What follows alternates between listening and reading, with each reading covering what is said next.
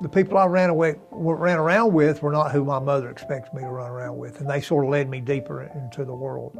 So at age 17, I got my fingers cut off, and that sort of changed a lot of stuff around.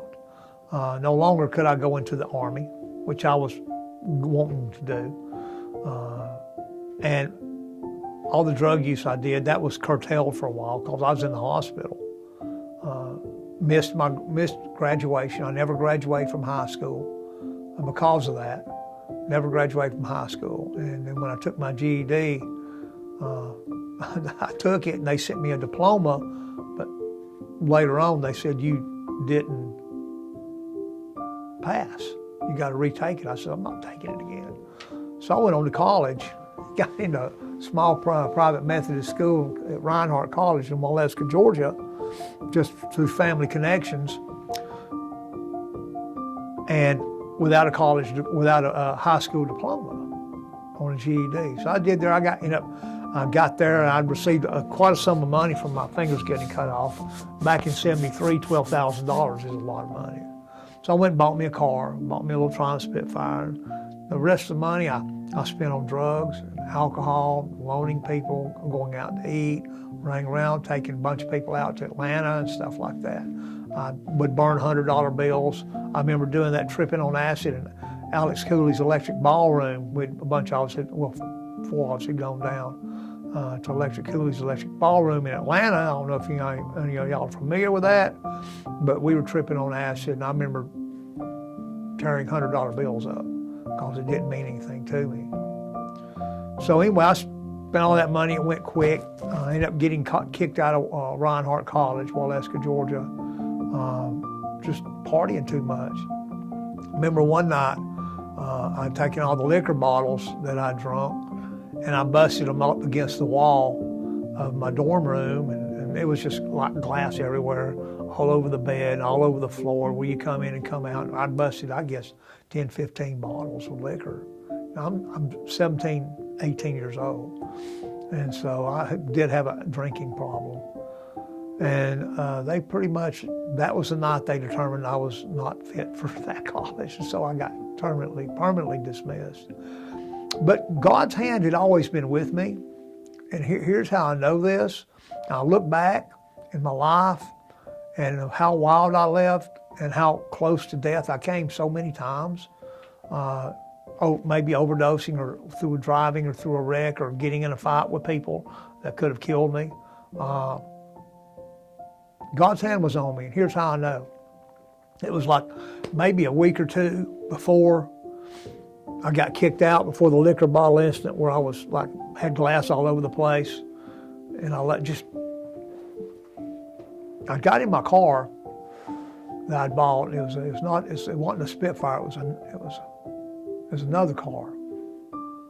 So I got in my car. If you know anything about Waleska, Georgia, that's middle between northwest and northeast Georgia. It's just hills and valleys and mountains. It's up in the mountains, so they call it.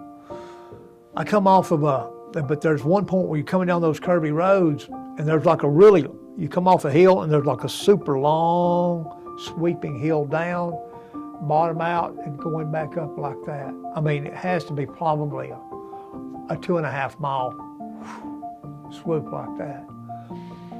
But I got in my car, I just woke up, and I was messed up, drunk, high, and I just woke up and not even thinking, and I just went out and got in my car. And I think I was even barefooted, I don't remember. But I got in my car, and it was a '66 Oldsmobile Cutlass. And I got in that thing, and I took off, pulled off the college and hit down that hill. As soon as I come over the hill and I saw that long stretch, and it was raining. It was like 12:30 or so at night. It was raining, misty. I just floored it. I floored the gas, and I just come, woo, I'm just like, it's like, woo, like you can imagine the sound of the car, and there's nobody else on the road, and I'm just flying down that hill. Flying down there, and I must have hit 110, 115 miles an hour. I know I was 110 at least. When I hit the bottom of that hill, when I hit the bottom, it goes boom like that. I took the steering wheel and spun it like that and laid back in my seat. No seat belts, nothing. Car goes, it stays right dead center, like I was on a slot, spinning around like that. It finally comes to a stop. I just sat there. Oh well, cranked it up, went back home, got back in bed to the dorm room. God's hand was on me, had to be on me. You know, that just does not happen. That just does not happen. You don't do 110 miles an hour coming down a hill, bottom out, turn the steering wheel and just start the car spinning like that in circles, like on a track down that yellow line. It just doesn't happen. God's hand was on me. He had better plans for me than I did. See, God knew He had better plans for me than I did. He knew what He had planned for me. I just wanted to die. I didn't care. Drugs, alcohol, obesity, sexual abuse, isolation at home. No, nothing. I just didn't have anything except myself, you know, and whatever I could get home. So that was that, and to sort of gives a background, an understanding of why I went into drugs. You know, everybody has their different footsteps that gets them into it, but everybody goes into drugs and alcohol and drinking and whatever for the same reason. They're empty inside. They're just empty inside. Well, that lifestyle continued. I mean, it continued throughout my entire life. I always smoked weed. I went back and forth between hard drugs, coke, PCP, methamphetamine, LSD, mushrooms, you name it, except heroin. I only did that once. But I don't want to glorify the drugs here, and that's what sometimes you have a tendency to do. Over the years, I got involved in I was married for a while. In 1985, I started a local access TV station called UCTV. Managed and owned and operated that for 3 years. It was quite successful. Ended up selling it. I went to work for Channel 3 in Chattanooga, Tennessee. The whole time I'm still drinking and drugging, right? To work for Channel 3 in Chattanooga, just as empty as I could be inside. Full of life on the outside. I mean, I was a funny guy. I had a good time, didn't mind having a good time. I wouldn't mind fighting. Fighting was okay, didn't particularly care for it, but I was okay with that too, didn't matter to me. So I continued, then I met a woman, ended up getting married. Linda is her name. And we were together for almost 6.5 years. I moved from Georgia to Texas and went in and got some more college there in Texas. And then in 1997, Christmas of 97, I moved back to Georgia. And when I moved back to Georgia, I had done very good in school, Southwest Texas State University. I was on the Student Supreme Court. I was Chief Justice. I was the president of the Political Science Honor Society. I was working on my master's program in political science. The whole time still drinking and smoking weed. Drinking and smoking weed the whole time. Never ever quit that. Never. So you can maintain. You can maintain on drugs. You can get high, you can drink, you can maintain. But you just are empty on the inside. And I know you are. And because I was. And the human condition is the same from person to person. Our details or steps are different, but the human condition is the same. We all want, we all need, we all try to fill that emptiness through drugs or through sex or through crazy living or through violence or whatever it is that floats our boat. That's what we try to fill that emptiness through. So I went through, intellectualism was one of the things I used to float my boat. The Lord blessed me with a little bit of intelligence, what I didn't burn out on the LSD.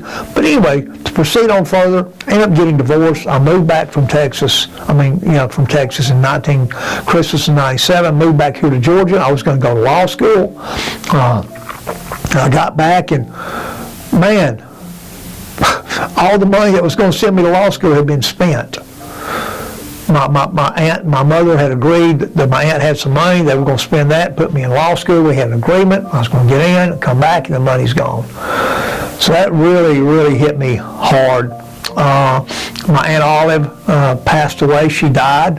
And I was going to share this with you. If you ever get an opportunity to comfort someone and hold their hand as they die, as they leave this world, do it. Don't be afraid of it.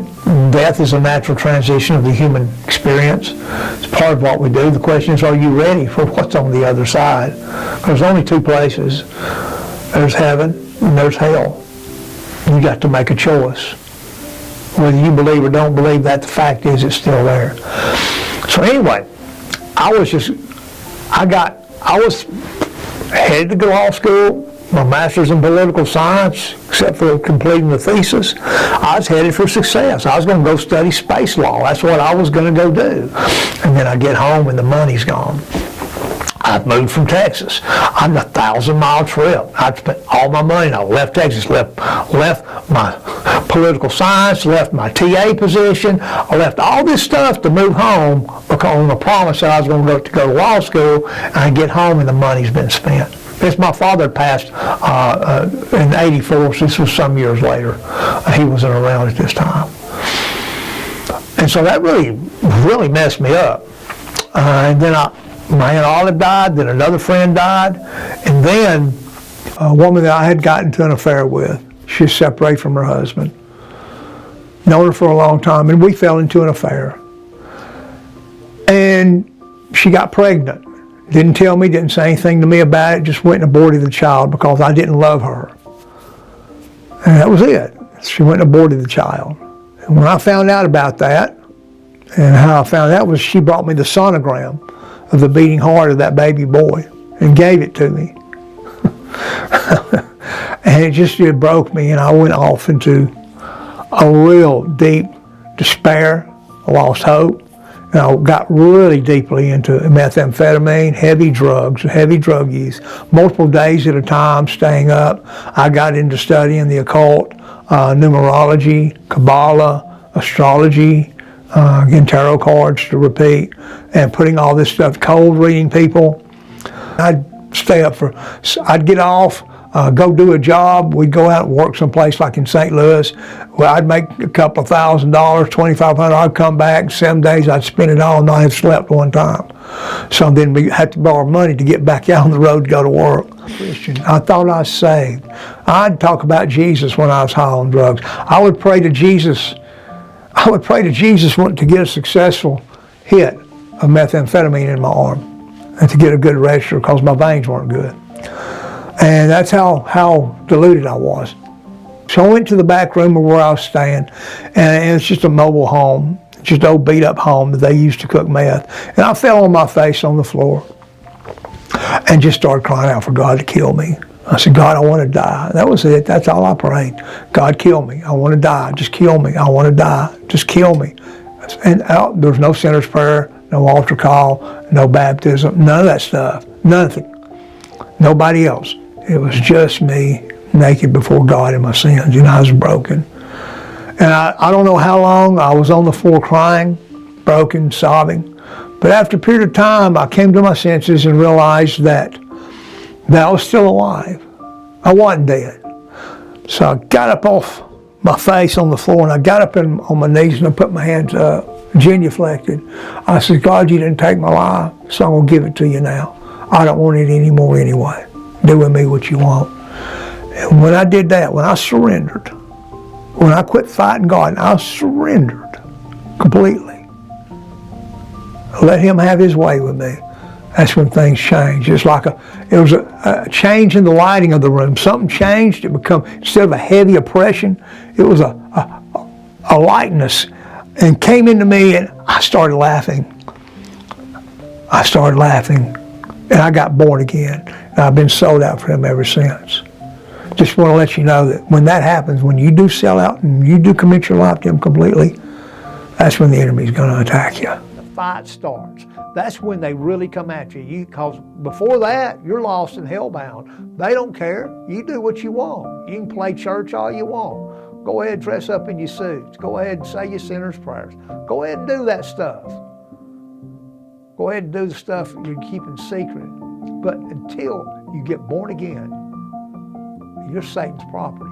He's going to own you, and he's going to own you and take you down to hell. But once you get born again, you get covered with the blood of the Lamb of God, and you become the property of Jesus Christ at that point. And you become his property. You become his servant. You become his slave. And at that point, things change. Then the spirit world picks up. You think you've had struggles before? Get born again.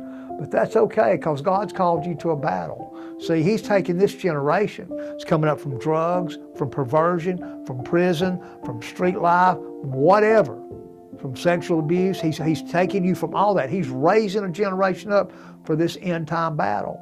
And you're part of that generation. These men behind me are part of this generation, in front of me, excuse me.